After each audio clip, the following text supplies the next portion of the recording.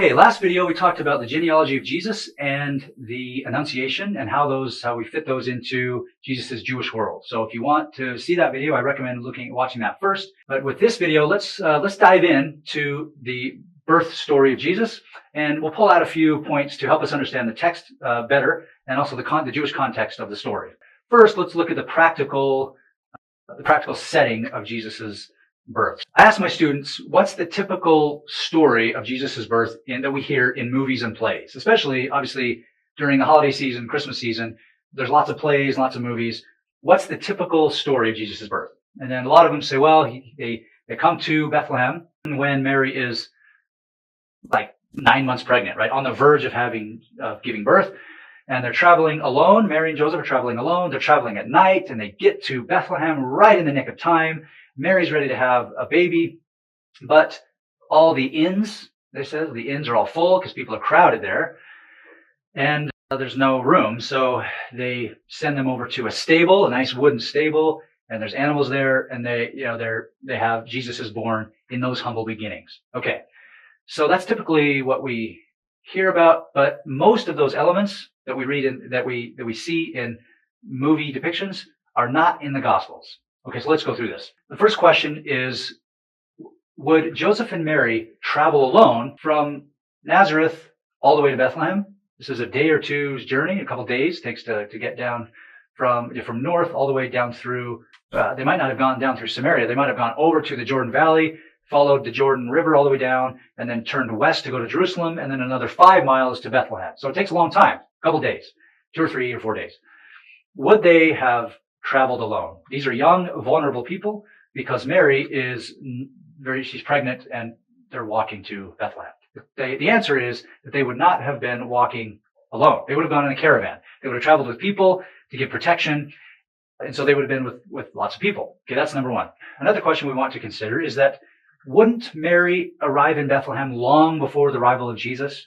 It seems like they would prepare for this trip knowing that she's pregnant, and then they would go there, travel there in enough time to get settled in. The answer is yes, they would have. And in Luke 2, here is what we read in verse 6. It says, while they were there, the time came for her to deliver her child. So it shows us that she was already there. While they were there, now came the time for her to deliver a child. It doesn't seem that she showed up the very night on the verge of giving birth, like our tradition says. Okay, so that's that point.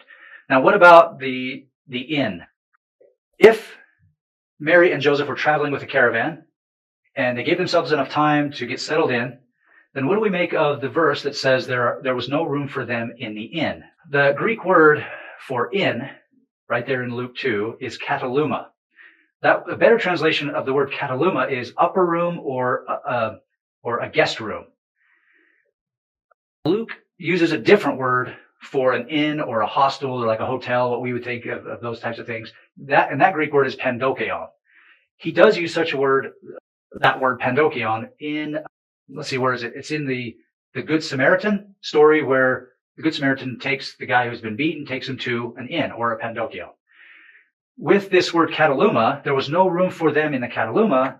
It means an upper room or a guest room. This is the same word that is referred to in the Last Supper. The room of the Last Supper is they rented out a kataluma or bought a guest room or something to have their last moments together before Jesus goes to Gethsemane. Okay, so what does this all mean? Basically, what it shows is that what's probably happening is that when Jesus and Mary come to Jerusalem or to Bethlehem, there's a house. They have access to a house. They know people, and even in Matthew, he uses the word oikos, a home. When the Magi show up, there's a home there. The story that we get is most likely that Mary and Joseph, the actual story is that Mary and Joseph travel with the caravan to Bethlehem. They give themselves enough time to get settled in. There's no room for them in a guest room. What this probably is the home that they are staying in. I have another YouTube video, a later video on housing styles and what kind of houses people lived in. But basically, a lot of people, especially in Bethlehem, built their homes over a cave. Sometimes like you'd have a slope in the hill and you'd have a cave in the back of the house. They'd build their home over that, and they would keep their animals back there, and the the feeding trough, which is what we're calling a manger, they would keep that on the bottom level in the back of the house. And so there's probably no room in the Cataluma, in the rooms on the second floor. Usually houses had 2 floors. They had 1 floor on the bottom with a roof and then another floor on top and then a flat roofed home. And so people would stay up on the second floor in a 1 or 2 roomed house. So if it's crowded and there's lots of family members and or friends, and the time comes for Mary to give birth, the host or the person, the head of the household, probably clears out the bottom part, clears out the animals, and allows Mary and Joseph to go back into a cave in the back of the house to deliver Jesus. Now, early Christian tradition does place the birth of Jesus in a cave. In fact, when Constantine's mother, this is the 4th century, Constantine, emperor of Rome, he becomes a Christian, and his mother, Helena, goes to Palestine, and what she travels around and she tries to locate the places associated with Jesus' life. So she travels to Bethlehem and she travels all around, and she learns from the local people where these sites are located. And she traces, and the local tradition is that Jesus was born at a certain place in Bethlehem in a cave. So it kind of fits with what we know about the lifestyle and the housing styles of Jesus' day.